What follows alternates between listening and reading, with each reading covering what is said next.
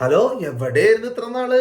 നിങ്ങളെന്നെ മിസ് ചെയ്തില്ലേ? ഞാൻ നിങ്ങളെ മിസ് ചെയ്തിരുന്നു. ഇതിടയ്ക്ക് ചെറിയ ജോലി കിട്ടി, അങ്ങനെ കുറച്ച് കാര്യങ്ങൾക്കായിട്ട് വീഡിയോ ഇടാൻ കഴിഞ്ഞിരുന്നില്ല. പക്ഷേ പുഷ്പ ദ റൂള് കണ്ടപ്പോൾ എനിക്ക് ഇടാതിരിക്കാൻ സാഹിത്യത്തിലെ കൂട്ടുകാരെ സാധിച്ചില്ല. നിങ്ങളെയൊക്കെ രക്ഷിക്കാൻ വേണ്ടി നിങ്ങളുടെ രക്ഷകൻ ഫിലിമിയൊക്കെ വന്നിട്ടുണ്ട്. ചാനൽ ഇഷ്ടപ്പെട്ടവർ ചാനൽ സബ്സ്ക്രൈബ് ചെയ്യുക, ലൈക്ക് ചെയ്യുക, ഷെയർ ചെയ്യുക. നിങ്ങളെ കൊണ്ട് എന്തൊക്കെ ചെയ്യാൻ പറ്റുമോ അതൊക്കെ ചെയ്യാം. പുഷ്പയ്ക്ക് എന്നോടും പ്രേക്ഷകരോടും എന്തൊക്കെ ചെയ്യാൻ പറ്റുമോ അതൊക്കെ പുഷ്പ ചെയ്തിട്ടുണ്ട്. Pushpa directed by Sukumar, music by DSP. അപ്പോ പുഷ്പയിലേക്ക് കടക്കുകയാണെങ്കിൽ നമ്മുടെ ഹീറോ, അതായത് ഒരു ഹീറോന് വില്ലന്മാരെ കൊല്ലണം. എങ്ങനെയൊക്കെ കൊല്ലാം? തല്ലിക്കൊല്ലാം, വെട്ടിക്കൊല്ലാം, കുത്തിക്കൊല്ലാം, പെട്രോൾ വെച്ച് കത്തിക്കാം, ബോംബിട്ട് കൊല്ലാം. അങ്ങനെ ഈ ആധുനിക ലോകത്ത് ഒരുപാട് കാര്യങ്ങളുണ്ട് നമുക്ക് ചെയ്യാനായിട്ട്. പക്ഷേ നമ്മുടെ ഹീറോ എന്താ ചെയ്യാ? തിന്നും. വില്ലന്മാരെ കടിച്ച് കടിച്ച് തിന്നും. ലിറ്ററലി കടിച്ചു തന്നാ ഇന്നേക്ക് ഒരു കടി, അതായത് ലിറ്ററലി അലിഫോൺ കടിച്ച് കീറുന്ന വില്ലന്മാരെ കടിച്ച് കീറുകയാണ് സുഹൃത്തുക്കളെ, കടിച്ച് കീറുകയാണ്. ഇതൊക്കെ 3.5 മണിക്കൂർ തിയേറ്ററിൽ കണ്ട് എനിക്ക് ഓസ്കാർ തരാം. ഇത്ര റിസ്ക് എടുത്ത് ഈ പടം കണ്ട് നിങ്ങൾക്ക് റിവ്യൂ തരല, എനിക്ക് ലൈക്കും ഷെയർ ഒക്കെ ചെയ്താലോട്ടോ. വെറുതെ അല്ല ഇത് ചെയ്യുന്നത്. ലിറ്ററലി ലൈഫായിട്ട് റിസ്കിലാണ് ഞാൻ ഈ സാധനങ്ങളൊക്കെ ചെയ്യുന്നത്. പിന്നെ രശ്മിക മന്ദാന സിനിമയില് ഹോർണിയാണ്. ഹോർണി എന്ന് പറഞ്ഞാൽ ഹോർണി ആസ് ഫക്ക്. എന്താ വേണ്ടത്? അത് മലയാളത്തിൽ പറഞ്ഞാന്ന് വെച്ചാല് ഞാൻ നോക്കട്ടെ. മലയാളത്തില് ഹോർണി കാമശക്തിയുള്ള, അതായത് കൂടിയ കാമശക്തിയുള്ള ഒരു ക്യാരക്ടറാണ് ഈ ശ്രീവല്ലി എന്ന് പറഞ്ഞ ക്യാരക്ടർ. അതായത് പുഷ്പനെ എവിടെ കണ്ടാലും ശ്രീവല്ലി ഹോർണിയാവും. ഹോർണി എന്നൊക്കെ പറഞ്ഞാൽ അടുക്കള വെച്ച് ഹോർണി. അതായത് സിൻഡിക്കേറ്റിന് വലിയൊരു മീറ്റിംഗ് നടന്നുകൊണ്ടിരിക്കുമ്പോ അതിനിടയ്ക്ക് പുഷ്പനെ പിടിച്ചു വലിച്ചു കൊണ്ടുപോകും. അയ്യേ, എന്താ അക്രമായി കാണിക്കണേ? ആരെങ്കിലും കണ്ട മാനം പോവില്ലേ? കാര്യം ഭാര്യയും ഭർത്താവാ. ഞാൻ വീട്ടിലേക്ക് വരാന്ന് പറഞ്ഞില്ലേ? ദേ ഉണ്ണിത്ത വാക്ക് പറഞ്ഞ വാക്കാ. ഓർമ്മ ലിറ്ററലി പിടിച്ചു വലിച്ച് അവരെ മുന്നിൽ കൂടെ വലിച്ചഴിച്ചു കൊണ്ടുപോകും പുഷ്പനെ.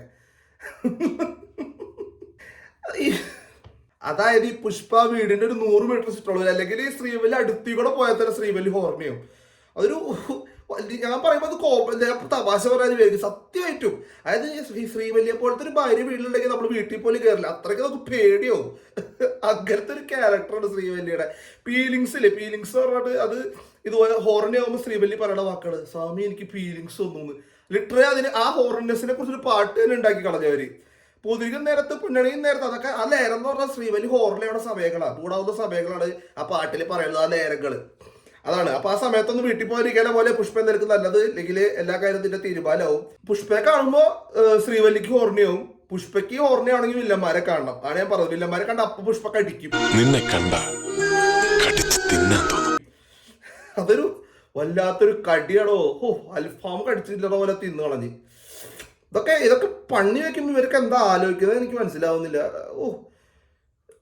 കുച്ച്ബി രശ്മിക മന്ദാന എന്താണ് പറഞ്ഞത്, എനിക്ക് നാഷണൽ അവാർഡ് കിട്ടുന്നതാണ് ഈ പടത്തോടു കൂടി. നാഷണൽ അവാർഡ് തന്നേക്കാനാണ് രശ്മിക മന്ദാന പറഞ്ഞേക്കണത്.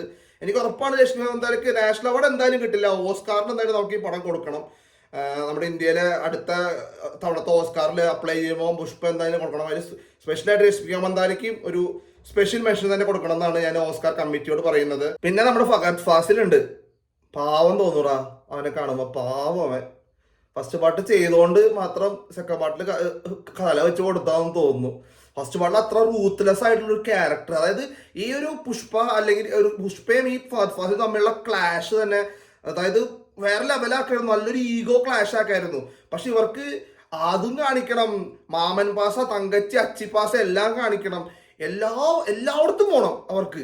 അതായത് ഒരു ക്യാരക്ടർ തന്നെ ഈ 2 ക്യാരക്ടർ കോൺസെൻട്രേറ്റ് ചെയ്ത് നല്ല അടിപൊളിയായിട്ട് റൈവലറി കാണിച്ചിരുന്നെങ്കിൽ ഈ പടം അടിപൊളി ആവേണ്ടതാണ്.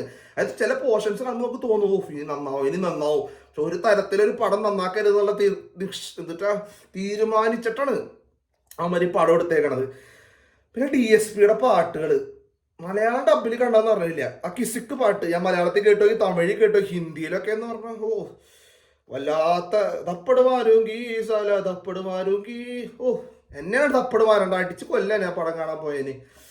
പാവം എൻ്റെ ഒരു കൂട്ടുകാരനെ കാലത്ത് 4 മണിക്ക് ഫാൻ ഷോയിൽ പറഞ്ഞയച്ചു. അവൻ്റെ അവസ്ഥ ആലോചിച്ച് എനിക്ക് പാവം തോന്നുന്നു. ഇല്ല അവൻ്റെ അടുത്തി കൂടെ ഒന്നും പോരുത്, അവൻ്റെ തല്ലി എവിടെയെങ്കിലും ഓടിക്കും.